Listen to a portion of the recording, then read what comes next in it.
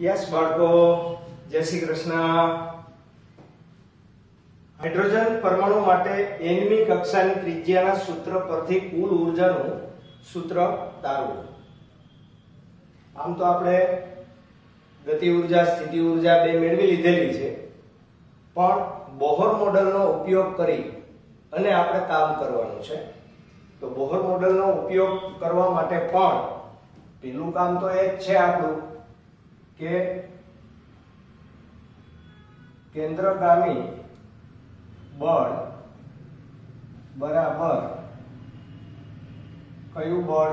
વિદ્યુત બળ. શું કામે? કારણ કે ઇલેક્ટ્રોન હાઇડ્રોજન પરમાણુમાં વર્તુળાકાર માર્ગે ફરે ત્યારે તેને તેનું કેન્દ્રગામી બળ વિદ્યુત બળ પૂરું પાડે. તો mv² upon rn બરાબર 1/4 પાઈ epsilon 0 into e² upon rn². અને તેથી rn ને પેલી બાજુ જવા દો અને બે બાજુ 1/2 ગુણી નાખો. તો 1/2 mvn² બરાબર અહીંયા 1/2 આવશે એટલે 1/8 પાઈ epsilon 0 into e² upon only rn. બરાબર? આ rn ઓલી બાજુ વહી જાય એટલે નીચે એક rn વધશે. ઓકે, તો તેથી આ તમારું સીધું કેનું સૂત્ર થઈ ગયું મને કયો? e² upon 8 પાઈ એપ્સિલોન 0 into rn. બરાબર? અને તેથી સ્થિતિ ઊર્જા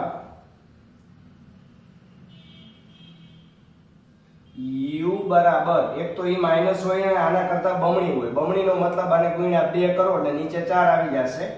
એટલે e² upon 4 પાઈ એપ્સિલોન 0 into rn. આને આપણે સમીકરણ 2 કહીએ. તેથી હાઇડ્રોજન પરમાણુની કુલ ઊર્જા બરાબર E બરાબર k વત્તા u. તેથી E બરાબર આ બેનો સરવાળો કરવાનો છે ભાઈ. બરાબર? તો e² upon 8 પાઈ epsilon 0 rn minus e² upon 4 પાઈ એપ્સિલોન 0 rn એટલે શું આવશે? માઈનસ e² upon 8 પાઈ એપ્સિલોન 0 rn. બરાબર? આને આપણે સમીકરણ નંબર 3 કહી દઈએ. અને સમીકરણ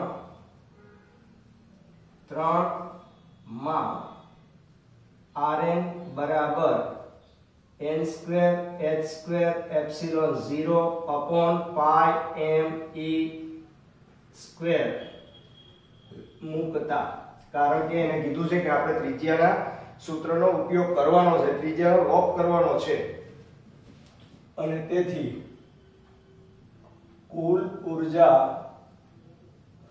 E બરાબર માઈનસ e² upon 8 પાઈ એપ્સિલોન 0 into rn ની જગ્યાએ n² h² એપ્સિલોન 0 અને છેદ ઉપર વહી જાય એટલે પાઈ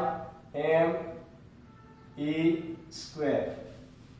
તેથી E થોડું ખરખું કરી નાખીએ ભાઈ. તો પહેલા તો પાઈ કેન્સલ. બરાબર? e² એટલે e ની 4 ઘાત minus me⁴ upon 8 epsilon naught square h² into 1/n². મેં 1/n² ને જુદા એટલા માટે રાખ્યા કે એક જ ચલિત ભૌતિક રાશિ છે, બાકીના બધા અચળાંકો છે. જો આ ઇલેક્ટ્રોનનું દળ છે, આ વિદ્યુત ભાર છે, આ પરમિટિવિટી છે, પ્લાન્ક અચળાંક છે, મતલબ કે આ મૂલ્ય છે એ અચળ રહેવાનું છે. અને આ મૂલ્ય અચળ રહે તો એ મૂલ્યની જો તમે જૂલમાં ગણતરી કરો તો એ 2.18 ગુણ્યા 10⁻⁸ ઘાત મળશે તમને છેદમાં n². એટલા શું મળશે? જૂલ. પણ સામાન્ય રીતે ઇલેક્ટ્રોનની ઊર્જા હાઇડ્રોજન પરમાણુ માટે આપણે EV માં લઈએ છીએ ભાઈ, એટલે આના બરાબર -2.18 × 10⁻⁻18 upon n² m અને ગુણાકારમાં જૂલનું EV કરવું છે તો 1.6 × 10⁻⁻19 કરશો એટલે અહીંયા જવાબ તમારો EV માં આવશે ને આની ગણતરી કરશો એટલે -13.6 છેદમાં n² આટલા EV આ તમને ઊર્જા મળશે. આ ઓરિજિનલી તમારું ઊર્જાનું સૂત્ર છે અને તેના ઉપરથી આપણે જે આ સૂત્ર મેળવ્યું એ આના પછીના ક્વેશ્ચનમાં આપણને ઉપયોગી બનશે. બરાબર. પ્રથમ કક્ષાની ઊર્જા અહીંયા એકડો મૂકશો તો પ્રથમ કક્ષાની ઊર્જા તમને 13.6 મળશે. આ તમારી ઊર્જા n મી કક્ષા માટેની આવી. કઈ કક્ષા માટે? n મી કક્ષા. હવે આમાં n બરાબર 1 મૂકી દો તો પ્રથમ કક્ષામાં ઊર્જા -13.6 થઈ, પછી 2 મૂકશો, 3 મૂકશો, 4 મૂકશો તો આંકડા બદલતા જશે. બરાબર. એ આપણે આના પછીના ક્વેશ્ચનની અંદર જોવાનું છે. અને ઇલેક્ટ્રોનની કુલ ઊર્જા ઋણ મળી એ શું સૂચવે છે? એમ બતાવે છે કે ઇલેક્ટ્રોન છે એ આપેલા પરમાણુમાં એટલે કે હાઇડ્રોજન પરમાણુમાં બંધિત અવસ્થામાં છે. જો તમે આને આટલી ઊર્જા આપી દો જેટલી ઊર્જાથી તે જકડાયેલો છે પરમાણુમાં એટલી ઊર્જા તમે બહારથી આપી દો તો એ ઊર્જા લઈને એ ઇલેક્ટ્રોન હંમેશા પરમાણુ છોડીને ચાલ્યો જાય. આ અર્થમાં આ ઊર્જા એ ઇલેક્ટ્રોનની હાઇડ્રોજન પરમાણુની કેવી ઊર્જા કહેવામાં આવે? મને કયો? બંધન ઊર્જા. આપણે હાઇડ્રોજન પરમાણુ લીધેલો છે, આ ધ્યાનમાં રાખો. બરાબર. તો આ એની કેવી ઊર્જા થઈ? બંધન ઊર્જા. હવે હું તમને વ્યવસ્થિત લખી દઉં છું. ઓકે. ધારો કે ઇલેક્ટ્રોનનું દળ અને વિદ્યુતભાર અનુક્રમે m અને e તથા n ની કક્ષામાં ત્રિજ્યા rn છે. વળી ઇલેક્ટ્રોનની વર્તુળાકાર ગતિ માટે કેન્દ્રગામી બળ વિદ્યુત બળ પૂરું પાડે એટલે કેન્દ્રગામી બળ બરાબર વિદ્યુત બળ. તેથી mv²/rn બરાબર 1/4πε0 z e²/rn². પણ z આપણે કાઢી નાખશું કારણ કે હાઇડ્રોજન પરમાણુ માટે z બરાબર કેટલા છે? 1. બરાબર. આને 1/2 ગુણી નાખ્યા અને rn ને આપણે સામે જ આવવા દીધા, બીજું કાંઈ કર્યું નથી. તો સ્થિતિ ઊર્જાનું મૂલ્ય આના કરતા બમણું થશે અને ઋણ થશે એટલે -1/4πε0 e²/rn. તેથી n મી કક્ષામાં ઇલેક્ટ્રોનની કુલ ઊર્જા બરાબર ગતિ ઊર્જા વત્તા સ્થિતિ ઊર્જા આ બેનો આપણે સરવાળો કરીએ એટલે આ મૂલ્ય મોટું છે એટલે આગળ માઈનસ આવશે અને આનો લઘુત્તમ કાઢશો એટલે 8 આવશે. બરાબર. એટલે e² ટૂંકમાં આ બેનું સાદુરૂપ આપો એટલે આવે 4. પણ rn બરાબર n²h²ε0/πme² અને તેથી en બરાબર -e²πme² 8πε0n²h²ε0. તો પાઈ કેન્સલ થશે, e² e ની 4 ઘાત. બરોબર. અને આટલો વિભાગ છે હવે એ અચળ છે અને એની માત્ર તમે ગણતરી કરો તો આ ફિક્સ આંકડો આવવાનો છે 2.18 × 10⁻⁻18 જૂલ. આ કેને માટે ફિક્સ આંકડો આવી ગયો ભાઈ? હાઇડ્રોજન પરમાણુ માટે. અન્ય કોઈ પરમાણુ હોત તો z ભેગો આયલો આવે. ધારો કે સોનાનો પરમાણુ તમે લીધો હોય તો 79 નંબર અહીં લખવા પડે તમારે, તો એ 79 તમારે અહીંયા ભેગા ને ભેગા 79 હાલે. સમજાય છે? અને 79 છેક સુધી આવત અને છેલ્લે પણ z આવત. બરાબર. z લઈને કામ કરવાનું હતું, એમને નહીં. ઓકે.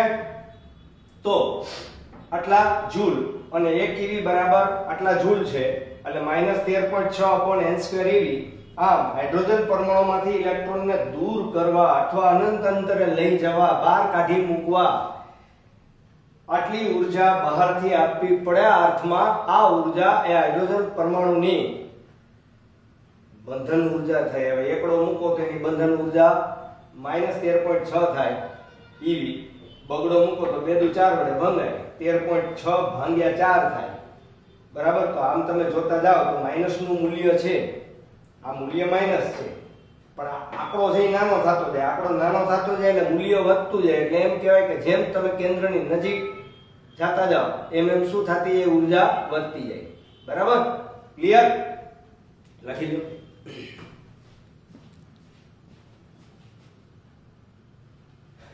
યસ બાળકો, આપણે હમણાં ઊર્જાનું સૂત્ર મેળવ્યું એના જેવું જ આપણે સમજવાનું છે. આમાં ગણતરી ઓછી છે, સૂત્ર ઓછું છે, પણ આના ઉપરના દાખલા ચોક્કસ છે એટલે સમજવું તો પડે. અને તમે અડધું તો સમજી ચૂકેલા છો કેમેસ્ટ્રીમાં. ધરા અવસ્થા તમને બધાને ખબર છે. હાઇડ્રોજન પરમાણુનું આ ન્યુક્લિયસ છે. આ હાઇડ્રોજન પરમાણુના ન્યુક્લિયસની પ્રથમ કક્ષા, આ એની બીજી કક્ષા, આ એની ત્રીજી કક્ષા, આ એની ચોથી કક્ષા. મતલબ કે આ n બરાબર 1 છે, આ n બરાબર 2 છે, આ n બરાબર 3 છે, આ n બરાબર 4 છે. હાઈલાઈટ રાખશે બરાબર. તો 1 2 3 4. હવે તમને બધાને ખબર છે કે En બરાબર -13.6 છેદમાં n². યાદ રાખો કે કોઈ પણ પરમાણુની પ્રથમ કક્ષા છે એટલે કે n બરાબર 1 ની કક્ષા છે તેને ધરા અવસ્થા કહેવામાં આવે છે. અને હાઇડ્રોજન પરમાણુ માટે ધરા અવસ્થાની ઊર્જા -13.6 eV છે. એટલે કે અહીંયા કોઈ ઇલેક્ટ્રોન ગતિ કરતો હોય અને એને તમારે આ પરમાણુમાંથી દૂર કરવો છે તો આટલી પ્લસ ઊર્જા તમારે બહારથી આપવી પડે તો તે ઇલેક્ટ્રોન મુક્ત થાય. આ અર્થમાં હાઇડ્રોજન પરમાણુ માટે આ 13.6 eV ઊર્જાને આયનીકરણ ઊર્જા કહેવાય. આયનીકરણ કરવું એટલે બહાર મોકલી દેવું. બરાબર. તો હવે કારણ સાંભળો કે જે કક્ષા ન્યુક્લિયસની નજીક છે, જે કક્ષા ન્યુક્લિયસની નજીક છે તેનું આકર્ષણ બળ પ્રબળ હોવાને કારણે તે ઇલેક્ટ્રોનને ત્યાંથી મુક્ત કરવો એ વધારે અઘરો છે. અઘરાનો મતલબ તમારે વધારે ઊર્જા આપવી પડે. હવે દાખલા તરીકે આ જ વસ્તુ છે એમાં તમે n બરાબર તમે 2 લઈ લ્યો, n બરાબર 2 લઈ લ્યો, અહીંયા n બરાબર 2 મૂકો તો E2 બરાબર -13.6 ના છેદમાં 4 આવશે. અને આનો હિસાબ કરશો એટલે કેટલા આવશે? -3.40 eV. આ કક્ષાને, આ ત્રણે ત્રણ કક્ષાને ઉત્તેજિત અવસ્થા કહેવામાં આવે છે. એમાંથી આ જે છે n બરાબર 2 એને પ્રથમ ઉત્તેજિત અવસ્થા કહેવામાં આવે.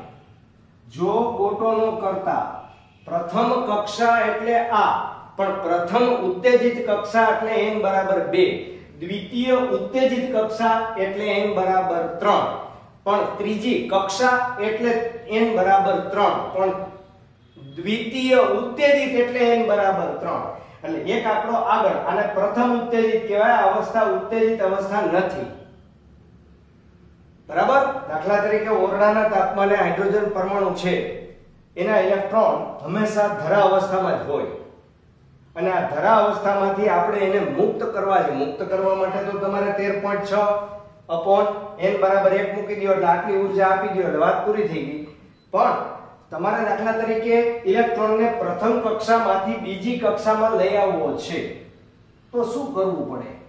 પ્રથમ કક્ષામાંથી બીજી કક્ષામાં આપણે લઈ આવવો હોય તો -3.4 -13.6 મતલબ કે 13.6 -3.4 બરાબર 10.2 આટલા eV જેટલી ઊર્જા મુક્ત થશે. કારણ કે અહીંથી તમે જેમ ઉપર જતા જશો તેમ તેમ ઊર્જા વધતી જશે. મતલબ કે અહીંથી તમે આગળના ક્વેશ્ચનની અંદર મારાથી ભૂલમાં બોલાઈ ગયું હતું, પણ વાસ્તવિકતા એમ છે કે અહીંથી તમે આમ જતા જાઓ તેમ તેમ તેની ઊર્જા છે જોતા જાઓ. આ 13.6 માઈનસ ઈ ઓછી કહેવાય, માઈનસ છે. આ વધી, આ વધી, આ વધી. તો હવે હું એમ તમને સમજાવવા માંગુ છું કે કોઈ ઇલેક્ટ્રોન પ્રથમ ધરાવસ્થામાં હોય એમાંથી પ્રથમ ઉત્તેજિત અવસ્થામાં એને લઈ જવો હોય તો આપણે બહારથી કેટલી ઊર્જા આપવી પડે? +10.2. આને +10.2 કરો એટલે આ થઈ ગઈ. એવી જ રીતે પહેલી કક્ષામાંથી આપણે એને દ્વિતીય ઉત્તેજિત અવસ્થામાં લઈ જવી હોય તો આપણે શું કરવું પડે? આ 13.6 માંથી 1.51 છે એ ઘટાડવી પડે. મતલબ કે 13.6 માંથી 1.51 આની જેમ જ તમે બાદ કરો એટલે 12 ની આસપાસ આવે, 12.5 ની આસપાસ. એટલી ઊર્જા તમારે પહેલી ધરા અવસ્થામાંથી ત્રીજીમાં લઈ જવા માટે શું કરવી પડે? ઊર્જા આપવી પડે. હવે આ પહેલીમાંથી બીજીમાં સંક્રાંતિ કરે, પહેલીમાંથી ત્રીજીમાં સંક્રાંતિ કરે, પહેલીમાંથી ચોથીમાં સંક્રાંતિ કરે, તો જ્યારે પહેલીમાંથી બીજીમાં સંક્રાંતિ કરે ત્યારે આ બીજી છે આ એ પ્રથમ ઉત્તેજિત અવસ્થા છે અને આ બે વચ્ચેનો જે તફાવત આવ્યો એ તફાવતને ઉત્તેજિત ઊર્જા કહેવામાં આવે. એટલે કે ઉત્તેજિત અવસ્થામાં ઇલેક્ટ્રોનને લઈ જવા માટેની ઊર્જા. બરાબર? તો આ ઉત્તેજિત અવસ્થાઓ છે. આ ધ્યાનથી બરાબર સાંભળજો. બરાબર? અને આ હાઇડ્રોજન પરમાણુ માટે આપણે આખો ચાર્ટ બનાવેલો છે. મતલબ કે આડી રેખામાં ઊર્જાઓના મૂલ્યો બતાવેલા છે. વાસ્તવમાં આ વર્તુળાકાર કક્ષા હોય પણ આપણે માત્ર મૂલ્ય દર્શાવવાના છે એટલે આ કરેલું છે. અને લાસ્ટમાં સાવ ન્યુક્લિયસથી બહુ દૂર હોય એ બધા ઇલેક્ટ્રોન અબંધિત ઇલેક્ટ્રોન કહેવાય. એટલે કે એને બહુ થોડીક જ ઊર્જા આપો તો એ મુક્ત થઈ જતા હોય છે. કારણ કે એની ઊર્જા પછી ઇન્ફિનિટિવ અનંતની તમે કક્ષા લઈ લ્યો, અહીંયા ઇન્ફિનિટિવની કક્ષા લઈ લ્યો તો એની ઊર્જાનું મૂલ્ય કેવું મળશે તમને? 0. અને હજી બીજું કે n બરાબર 1 થી n બરાબર 2 નો ગાળો મોટો છે પણ તમે આ બેનો ગાળો વિચારો તો નાનો થતો જાય. જેમ જેમ આગળ જતા જાવ એમ ક્રમિક ઉત્તેજિત અવસ્થાઓ વચ્ચેનો ઊર્જાનો તફાવત છે ઘટતો જાય. એટલે કે એની વર્ણપટ તમે મેળવો તેની રેખાઓ કેવી મળે? એકદમ નજીક નજીક મળતી જાય. બરાબર? તો આ પેલા હાઇડ્રોજન પરમાણુમાંથી ધરાવસ્થામાંથી ઇલેક્ટ્રોનને દૂર કરવા માટેની ઊર્જાને આયનીકરણ ઊર્જા અને ઉત્તેજિત અવસ્થાની ઊર્જા કેને કહેવામાં આવે?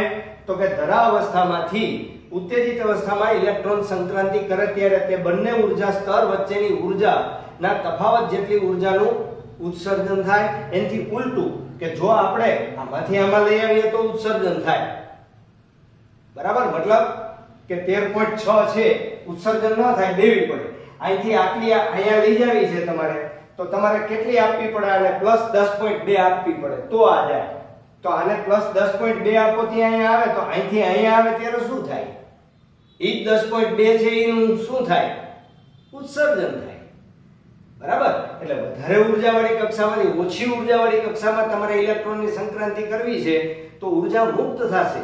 પણ ઓછી ઊર્જાવાળી માંથી વધારે ઊર્જાવાળી કક્ષામાં મોકલશો તો એટલી ઊર્જા શું કરવી પડે? આપવી પડે. મતલબ કે આમાં ઇલેક્ટ્રોન જાગલો ક્યાં કહેવાય? તો કે પ્રથમ કક્ષા વાળો. એ ઘડીકમાં મુક્ત ન થાય કારણ કે એ બરાબરના બંધનમાં સલવાયેલો છે. ઓલરાઈટ? ક્લિયર? તો ચાલો વ્યવસ્થિત લખી દો કારણ કે આ તો તમને સમજાવવા માટે દોર્યું છે. આ કઈ આપણે એક્ઝામમાં દોરવાની જરૂર નથી. ઓકે? યસ બચેલો.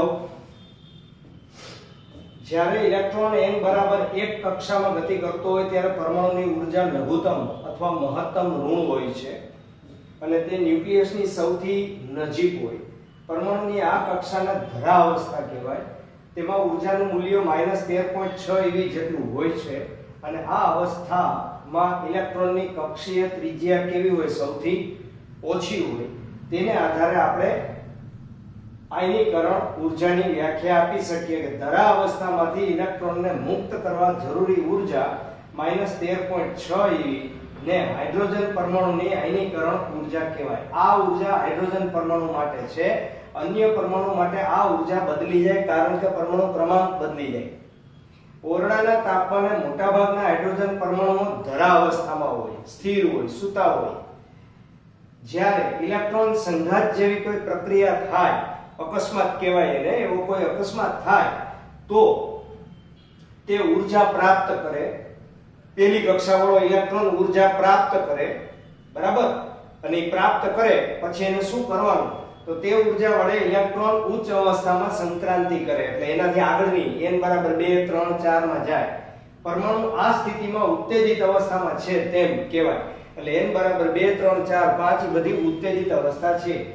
ઊર્જાના સૂત્ર En બરાબર -13.6 n2 eV પરથી n બરાબર 2 માટે E2 બરાબર -3.40 જેને પ્રથમ ઉત્તેજિત અવસ્થા કહેવાય, એ જ રીતે n બરાબર 3 માટે -1.51 એને દ્વિતીય ઉત્તેજિત અવસ્થા કહેવાય.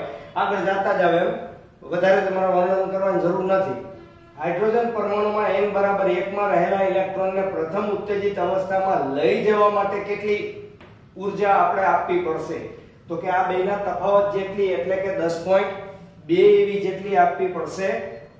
એ જ રીતે n બરાબર 1 માંથી n બરાબર 3 માં ઇલેક્ટ્રોનને લઈ જવા E3 E2 E1 બરાબર 12.09 eV આપવી પડશે. એટલે આ અહીંથી માંડીને અહીંયા સુધી લઈ જવા માટે અહીંથી અહીંયા આનાથી ઉલટી સંક્રાંતિમાં આટલી ઊર્જા શું થાય, મુક્ત થાય. ઓલી આપણે શું કરવી પડતી હતી, આપવી પડતી હતી. ટૂંકમાં ન્યુક્લિયસથી દૂરની કક્ષામાંથી ઇલેક્ટ્રોનને મુક્ત કરવા માટે જરૂરી લઘુત્તમ ઊર્જા શું થતી જાય, ઘટતી જાય. જેમ તમે બહાર નીકળતા જાવ એમ ન્યુક્લિયસનું બંધન ઘટતું જાય. આકૃતિમાં જુદી જુદી અવસ્થા માટેની ઇલેક્ટ્રોનની ઊર્જાને ઊભી અક્ષ પર આડી રેખા વડે દર્શાવેલ છે, જે હાઇડ્રોજન પરમાણુના ઊર્જા સ્તરો કહેવાય છે. વળી n ઇન્ફિનિટી લેતા ઊર્જા શૂન્ય મળે. આ ઊર્જા જ્યારે ઇલેક્ટ્રોન હાઇડ્રોજન પરમાણુમાંથી દૂર થઈ સ્થિર થાય ત્યારે હોય. જેમ n વધે તેમ ઉત્તેજિત અવસ્થાની ઊર્જાઓ વધારે નજીક આવતી જાય, એટલે કે આ મૂલ્યો છે, આ બે મૂલ્યો ઘટતા જાય. સૌથી વધારે આ હોય, પછી આનો નાનો તફાવત ઠીક છે, આનો નાનો તફાવત વધે એ બરાબર, પણ આ બેનો તફાવત તમે લ્યો તો એ ઘણો બધો ઓછો હોય, બરાબર. એટલે એ કક્ષાઓ નજીક આવતી જાય, એની ઊર્જા સ્તરો નજીક આવતા જાય ઊર્જાના મૂલ્યોની દ્રષ્ટિએ. ઓકે, તો આયનીકરણ ઊર્જા અને ઉત્તેજિત અવસ્થાની ઊર્જાની સમજૂતી આપણે આપવાની હતી. આવા પ્રશ્નો પૂછાતા હોય પરીક્ષામાં. ઓકે બાળકો, લખી લ્યો ચાલો ફટાફટ.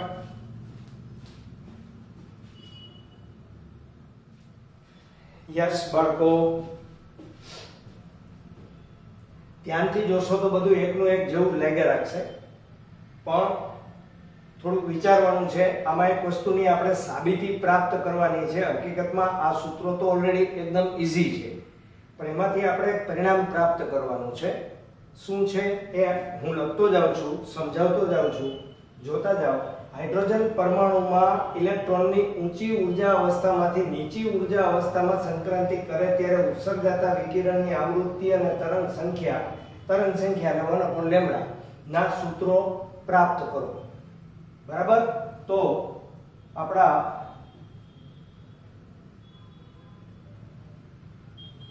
બોહરની ત્રીજી સ્વીકૃતિ મુજબ ઇલેક્ટ્રોન વધારે ઊર્જાવાળી કક્ષા એનાયમાંથી ઓછી ઊર્જાવાળી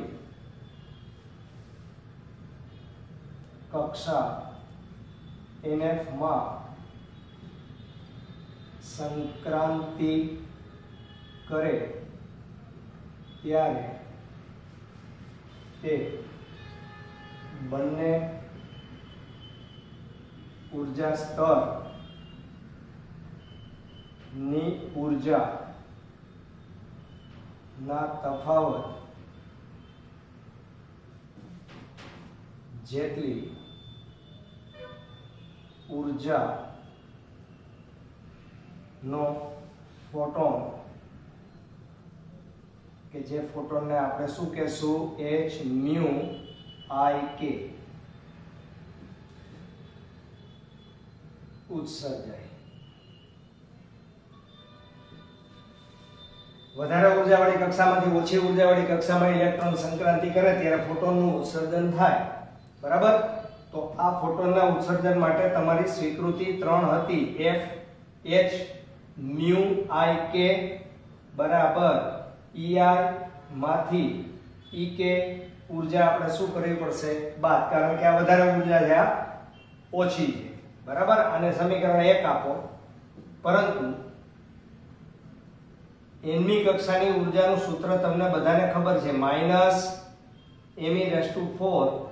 upon 8 epsilon naught square h square અને n square, બરાબર? તેથી હવે જુઓ જોઈએ, આ n છે nમી કક્ષા, આ niમી કક્ષા છે, તેથી આપણે આ કિંમત અહીંયા મૂકી દઈએ તો h મ્યુ I k બરાબર -me⁴ upon 8 epsilon naught square h square n I square minus minus plus me⁴ upon 8 epsilon naught square h square અને n k square, બરાબર? તો હવે આમાંથી જે કોમન નીકળે એને આપણે કાઢી નાખીએ, બરાબર? me⁴ upon 8 epsilon naught square h square common નીકળશે, અને પેલા લખી નાખો 1 upon nk square minus 1 upon ni square. આ કોના બરાબર આવ્યું? h મ્યુ I k બરાબર, બરાબર? તો હવે આપણે એમાંથી સૂત્રનો કરતા કોને બનાવી નાખીએ? મ્યુ I k ને, એટલે આપણા પ્રશ્નનો જવાબ આવી જાય. તેથી મ્યુ I k બરાબર me⁴ upon 8 epsilon naught square h square. આ h સ્ક્વેર હતો ને h એક આવી ગયો એટલે અહીંયા થઈ જશે h નો ઘન કૌંસમાં 1 upon nk square minus 1 upon ni square. આને આપણે સમીકરણના નંબર 3 આપી દઈએ, અને આ સમીકરણ આપણું માંગેલું હતું, જે ઉત્સર્જાતી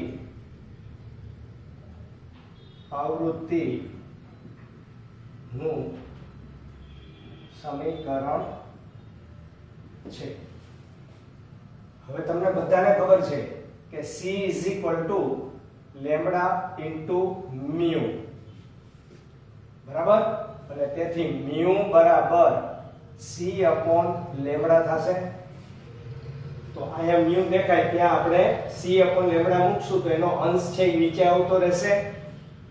તેથી તરંગ સંખ્યા 1 upon લેમ્બડા ને તરંગ સંખ્યા કહેવાય નું સૂત્ર આવું મળશે ભાઈ, 1 upon લેમ્બડા I k ભૂલાય નહીં, કારણ કે તમે જે સંક્રાંતિ કરો છો એ I k લખવી પડે, upon 8 epsilon naught square c h ઘન કૌંસમાં 1 upon nk square minus 1 upon ni square, બરાબર? આને આપણે સમીકરણ 4 આપી દઈએ. હવે તમને એવું નથી લાગતું કે આ સમીકરણ કઈક અંશે બામર જેવું છે? બામરે આપણને આપેલું હતું, ટૂંકમાં લાઇમેન બામર પાસ્કલ બ્રેકેટ ફંડ, આ બધાએ જે આપેલું હતું એ જ છે, પણ એમાં આ એક લબાચો આવ્યો. એટલે હાઇડ્રોજન પરમાણુમાં આપણે જે બોહરે દાખલ કરેલી પૂર્વધારણાઓ છે એ અનુસાર જ્યાં આની કિંમત આપણે મેળવી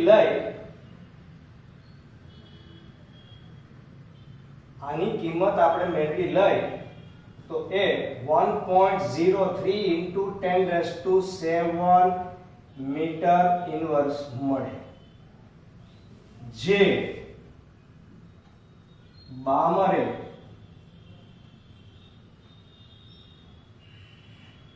પ્રાયોગિક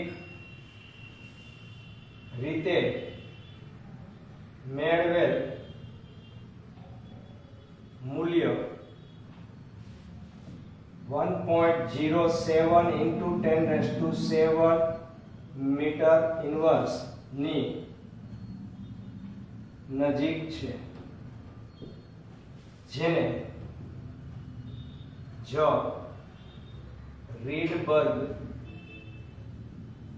અચળાંક R કહે છે.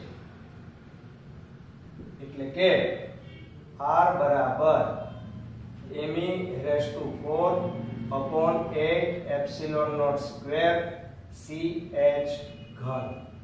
આ તમારું રીડબર્ગ અચળાંકનું પણ ભેગું સૂત્ર છે જ. બરાબર. એટલે એકલો રીડબર્ગ આપણે જોઈતો હોય તો આ સૂત્રનો ઉપયોગ આપણે કરવો પડે. આમાં બધા અચળાંકો આવે છે, આમાં કોઈ બદલવાનો નથી, એટલે તેને અચળાંક કહેવામાં આવે. બરાબર.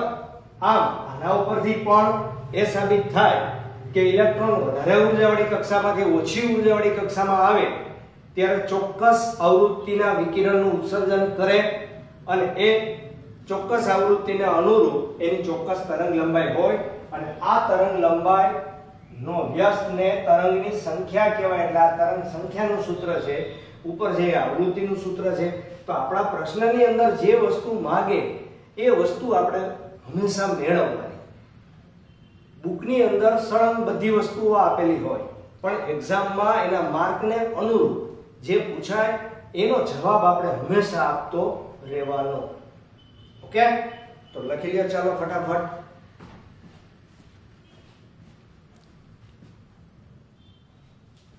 યસ બાળકો, આકૃતિ જ મહત્વની છે, બાકી પ્રશ્ન એકદમ સીધો સાદો છે. બરાબર.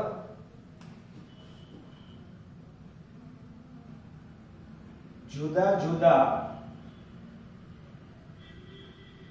ઉર્જા સ્તરો વચ્ચે થતી ઇલેક્ટ્રોન ની સંક્રાંતિ ને લીધે ઉત્સર્જાતા વિકિરણ ની તરંગ લંબાઈ નું સૂત્ર નીચે મુજબ છે. હમણાં જ આપણે મેળવ્યું 1/λIk બરાબર R into bracket 1/n(f²) minus 1/ni². આ સૂત્ર. બરાબર. હવે અહીંયા જે આંકડો છે એ લાઇમેન બામર પાસ્ચન બ્રેકેટ હુન્ડ માટે આપણે લખી શકીએ. દાખલા તરીકે જો તમે અહીંયા NF બરાબર 1 લખશો, 1, તો બધી જ સંક્રાંતિ એકડામાં, બગડામાંથી એકડામાં, તગડામાંથી એકડામાં, ચોગડામાંથી એકડામાં, પાંચડામાંથી એકડામાં, છઠ્ઠામાંથી એકડામાં, તો બધી જ સંક્રાંતિ જો ધરાવસ્થામાં થતી હોય તો તે કઈ શ્રેણી છે ભાઈ? લાઇમેન શ્રેણી. એટલે કે NF = 1 તો Ni બરાબર 2, 3 લેતા અનુક્રમે H આલ્ફા, H બીટા વગેરે રેખા મળે, જે લાઇમેન શ્રેણી ગણાય. બરાબર. આવી જ રીતે જો NF બરાબર 2 તો Ni બરાબર 3, 4 લેતા અનુક્રમે બામર શ્રેણીની h આલ્ફા h બીટા વગેરે રેખા મળે. બરાબર. અને આ જ રીતે જો NF = 3 તો NI બરાબર 4 5 ડેશ ડેશ ડેશ લેતા પાશ્ચન શ્રેણી ની h alpha h beta dash dash dash રેખાઓ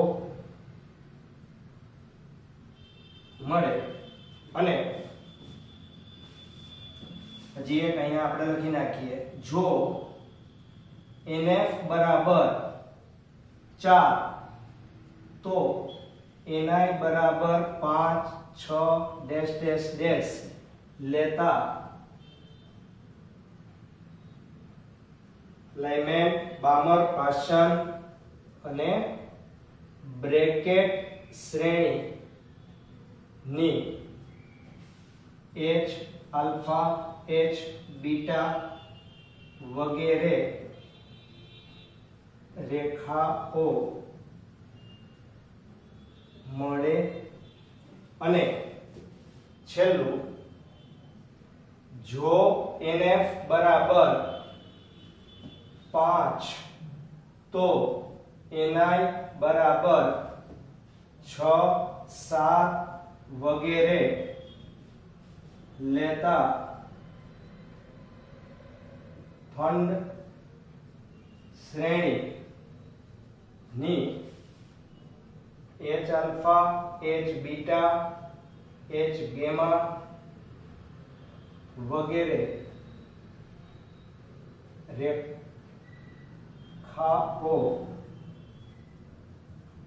મળે. જોઈ લ્યો, બગડામાંથી એકડો, તગડામાંથી એકડો, ચોકડામાંથી એકડો, પાતળામાંથી એકડો લાઈમેન. બગડામાં જ સંક્રાંતિ થાય, તગડામાંથી બગડો, ચોકડામાંથી બગડો, પાતળામાંથી બગડો, છઠ્ઠામાંથી બગડો, ઇન્ફિનિટીવમાંથી બગડો. બધાયનું આક્રમણ બગડા ઉપર હોય તો બામર શ્રેણી હોય, બધાનું આક્રમણ તગડા ઉપર હોય તો પાશ્ચન હોય, બધાનું આક્રમણ કેની ઉપર હોય ભાઈ? એકડો, બગડો, તગડો ને 4 ઉપર હોય તો બ્રેકેટ અને 5 ઉપર હોય તો ફંડ. 5 માટે મેં દર્શાવેલું નથી, જરૂર નથી. બરાબર, આટલામાં આપણને સમજાઈ જાય. ઓકે, તો આ સંક્રાંતિઓનું ધ્યાન રાખવાનું. એટલે કે આ સમીકરણ છે તમારું એ લાઇમેન બામર પાશ્ચન બ્રેકેટ ફંડ માટેનું જ સમીકરણ છે.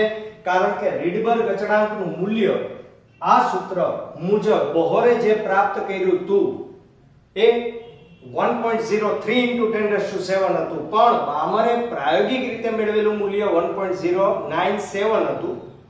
બરાબર, પણ એ મૂલ્ય ચાલે, એ નજીકનું મૂલ્ય કહેવાય, એટલા માટે કોઈ પ્રોબ્લેમ નથી. ઓકે, નાઉ ક્લીન. તો આટલું આજે ભણાવું છું, બાકી આપણે નેક્સ્ટ લેક્ચરમાં. ચાલો ભાઈ, જય શ્રી કૃષ્ણ.